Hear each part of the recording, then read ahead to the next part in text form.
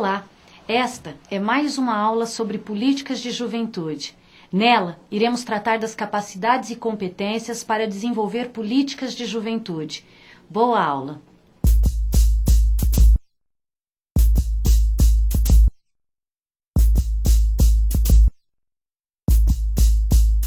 Entre muitas definições e confusões acerca das competências e das habilidades, optamos por aquela que nos parece mais precisa e abrangente, e por isso, melhor traduz o seu significado. Consideramos como competência a aplicação do conhecimento, das habilidades e do comportamento no desempenho de processos de trabalho na área de juventude. Desenvolvê-la é fundamento e parte integrante do núcleo sutil de elaboração de políticas de juventude, pautadas principalmente na participação juvenil. Para um desempenho competente, são necessários o conhecimento, a habilidade e a atitude. Por isso, o tema a ser tratado neste vídeo diz respeito aos conteúdos necessários à construção do processo de trabalho competente na área de juventude e envolvem a formação da equipe, a criação do ambiente de trabalho, o uso do tempo e como gerir conflitos e diferenças.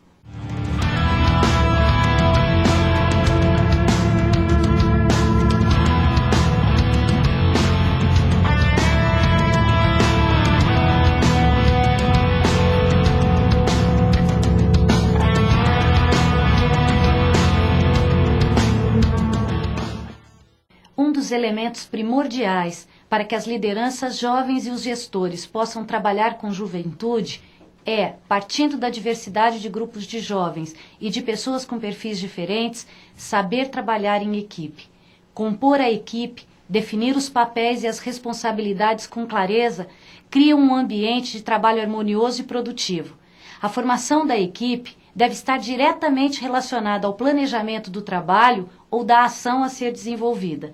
Por isso, ao compor a equipe, deve-se levar em conta as disponibilidades financeiras, a experiência das pessoas na área, os perfis necessários e os disponíveis, e como torná-la multidisciplinar, interdisciplinar e transdisciplinar. Outro aspecto referencial na escolha e composição da equipe são aqueles relacionados ao tema da ação e ao grupo-alvo de participantes em relação à escolha dos especialistas com conhecimento apropriado, experiência e abordagem adequadas. Na equipe, devem estar representados os vários segmentos de pessoas do público-alvo e de especialistas, visando um equilíbrio geográfico, cidade, campo, étnico, racial e de gênero, para que o trabalho seja eficiente e eficaz e a efetividade possa ser alcançada.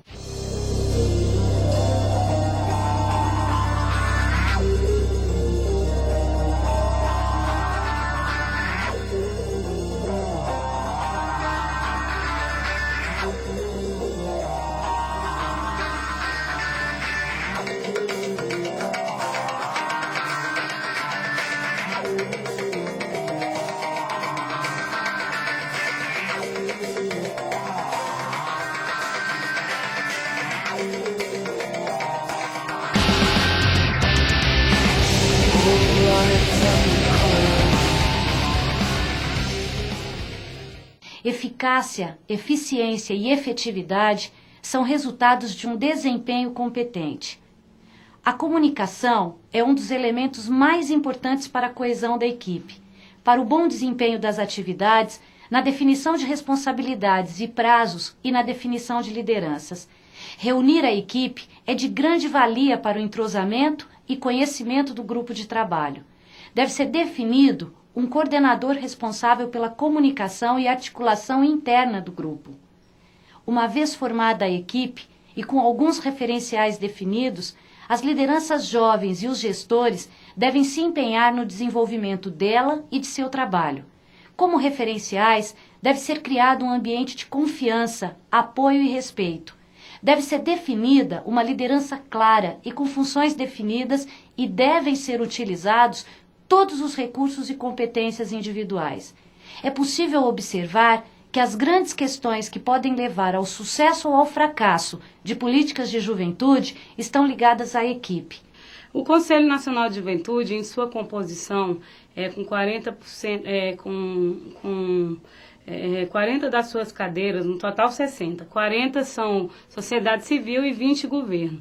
Então ele foi pensado numa dinâmica diferente, onde a sociedade civil tenha mais, inclusive, inserção que o próprio governo, né? E hoje essa composição ela é muito plural. Ela é muito plural, várias tribos, várias juventudes, né? Nós temos representantes do movimento LGBTT, nós temos juventude negra, nós temos juventude de mulheres, nós temos entidades que atuam com educação, com tecnologias assistivas, que são de inserção de pessoas com deficiência, nós temos entidades que atuam com cooperação, com rede, em rede, que fomenta e articula redes juvenis no país, tem redes jovens do Nordeste, rede jovens pelo meio ambiente, então é uma coisa muito plural. É necessário possibilitar um clima de confiança e apoio mútuo, que encoraje a expressão pessoal e a contribuição individual. Para isso, o diálogo deve permanecer aberto, abordando as expectativas de trabalho, as motivações por pertencer à equipe e as experiências de cada um com as políticas de juventude. Para facilitar o trabalho em conjunto, podem ser criadas situações de convivência e exercícios que iniciem a aproximação e o trabalho.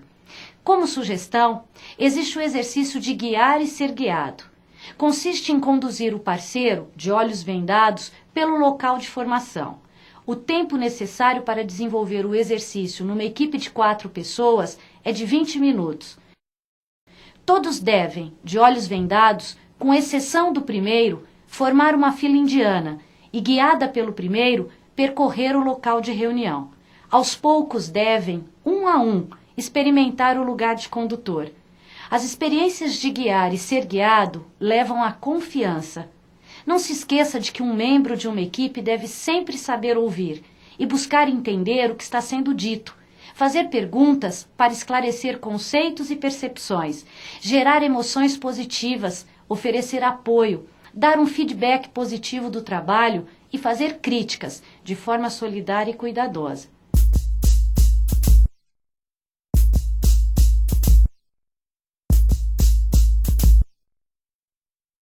A maioria das equipes tem um líder previamente designado e existem certas tarefas que são das lideranças, como presidir as reuniões assegurando-se do cumprimento das tarefas e agenda, gerir as funções administrativas como contratos, pagamentos, convite aos participantes, redigir as atas das reuniões e coordenar a comunicação entre os membros da equipe.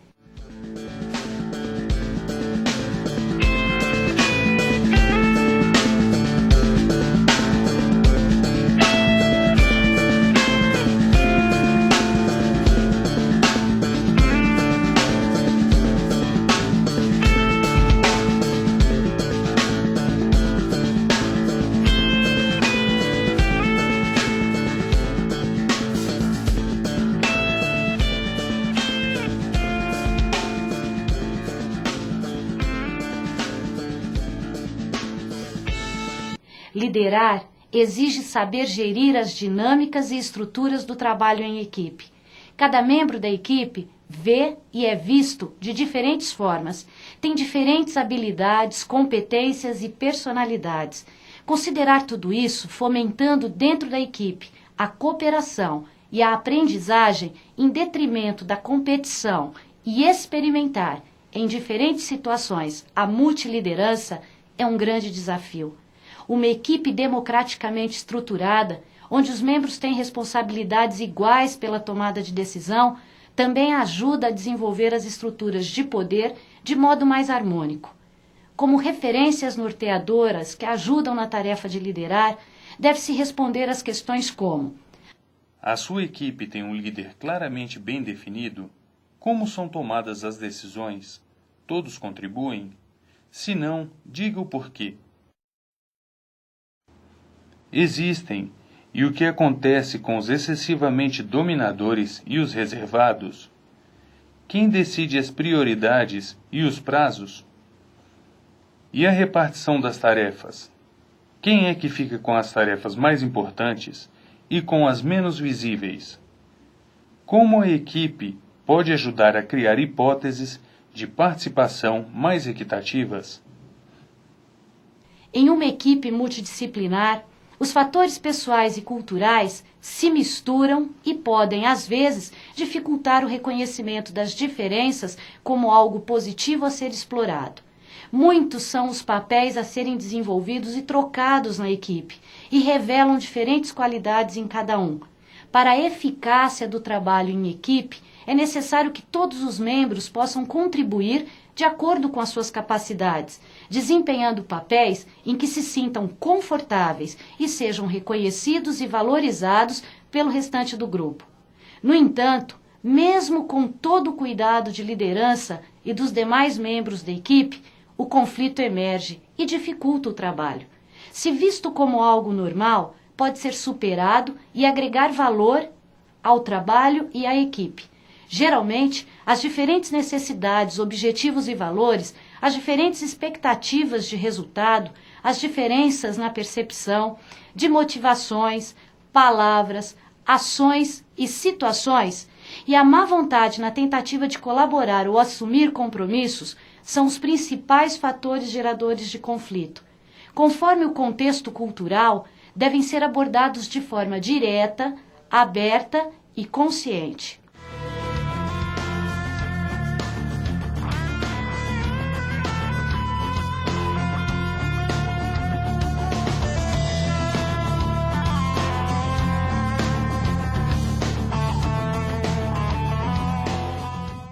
Outra situação em que se deve desenvolver tolerância é aquela que envolve as tensões e as ambiguidades.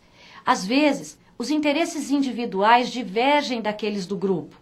As necessidades e desafios relacionados às estruturas, à inovação, aos princípios e o desejo de estabelecer e alcançar objetivos ideais diante da impossibilidade de atingi-los geram tensões, desânimo e questionamentos.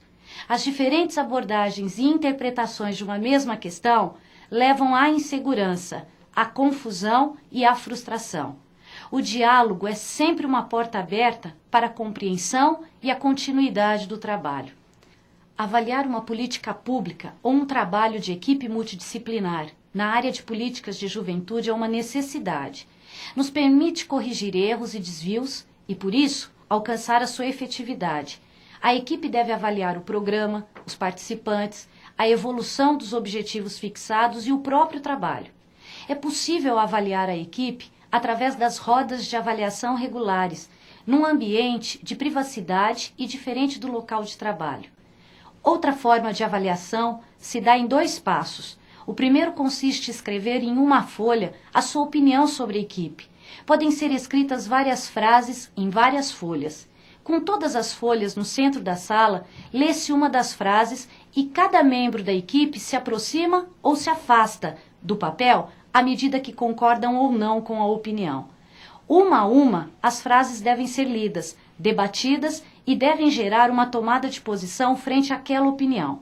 É necessário tempo neste tipo de avaliação, para que nenhuma questão sensível fique sem abordagem. Uma terceira sugestão para o processo de avaliação consiste em responder questões que demonstrem o equilíbrio entre os objetivos e as tarefas a serem atingidas e executadas, o caminho já percorrido e as pessoas envolvidas. Uma das mais importantes e sensíveis formas de avaliação é através do feedback. Deve-se trabalhar com muito cuidado tanto os feedbacks positivos quanto e principalmente os negativos. Por meio deles e num ambiente de confiança, podem proporcionar aprendizado e crescimento individuais e coletivos. Ao buscar feedback, considere as necessidades da pessoa sobre a qual vai falar. Apenas descreva o comportamento e não o interprete. Seja específico. Espere que sua opinião seja pedida. Não julgue. Dê liberdade à pessoa para aceitar ou não a sua opinião. Exprima seus sentimentos diretamente e dê impressões positivas. A eficácia, a eficiência e a efetividade de um programa pressupõem a existência de um modelo de gestão. É necessário considerar o tempo, a tomada participativa de decisões, a facilitação e os conflitos para gerir um projeto. As questões ligadas ao tempo envolvem fatores culturais e diferentes perspectivas de sistema e de mundo. Em meio à sociedade capitalista e à globalização, e por conseguinte, às contradições e mazelas geradas por ela, a necessidade de ações para a transformação social é urgente, e por isso, pequenos detalhes fazem a diferença quando se trata de pontualidade e cumprimento dos prazos. Tente encontrar equilíbrio entre o tempo formal e o informal. Ambos são importantes e permitem às pessoas da equipe compartilharem experiências. Inclua tempo para que os temas surgidos do trabalho e sugeridos pelos membros da equipe possam ser debatidos. Leve em consideração o tempo necessário para a gestão de conflitos. Cuidado com os problemas de mudanças de sala, de revisão, de transporte para visitas, refeições. Estabeleça o horário do encontro e não o tempo para que o trabalho seja desenvolvido. Pequenos cuidados e grandes resultados. Nas tarefas que implicam em decisões participativas, o papel do líder e dos demais membros da equipe deve ser o de introduzir novas ideias e abordagens, de opinar e fazer observações pertinentes, de elaborar e desenvolver as sugestões dos outros, de explicar o problema, de aliviar a tensão com humor e sugerir intervalos de trabalho, o de se comprometer, de conciliar e mediar, de encorajar e apoiar, e o de manter os canais de comunicação abertos. Deve-se evitar toda ação que impeça o fluxo do trabalho, como o de um agressor que diminui o trabalho dos outros ou discorda de forma agressiva, que critica ou ataca os outros, que retoma assuntos já superados, não participa abertamente, mas através de conversas privadas, o que dispersa a equipe com piadas, muda de assunto ou vangloria-se demais. As decisões devem considerar os interesses e a eventual participação de jovens. Na verdade, o diálogo feito com essa juventude, ele ainda está no início, ele ainda não é o ideal. Mas ele é feito por meio do Conselho Nacional de Juventude, que foi instituído com ligação na Presidência da República. Esse já é um grande passo e um grande avanço na Política Nacional de Juventude, né? Por meio da Secretaria Nacional de Juventude também, os Conselhos Estaduais de Juventude que estão sendo criados, os Conselhos Municipais, os espaços específicos de juventude nos governos e a interação da sociedade civil organizada com esses governos. Então, está sendo feito dessa forma. Essa articulação tem permitido que essas vozes cheguem aos governos locais e ao governo nacional também, para que a juventude consiga dizer o que ela quer, o que ela precisa. Pode-se dar por maioria quando todas as propostas são votadas e vence aquela que tiver a maioria simples dos votos. Por consenso, pautada na sabedoria do grupo e estimula a responsabilidade e o comprometimento. Em situações de emergência, de rotina e de tática, pode ocorrer a tomada de decisão individual. Por isso, nessas situações, podem aparecer líderes forjados no processo de trabalho, o que é altamente positivo. Por último, a tomada de decisão pode se dar a partir de subgrupos, em tarefas específicas ou em áreas dentro da equipe, a partir da vontade da maioria ou pelo consenso.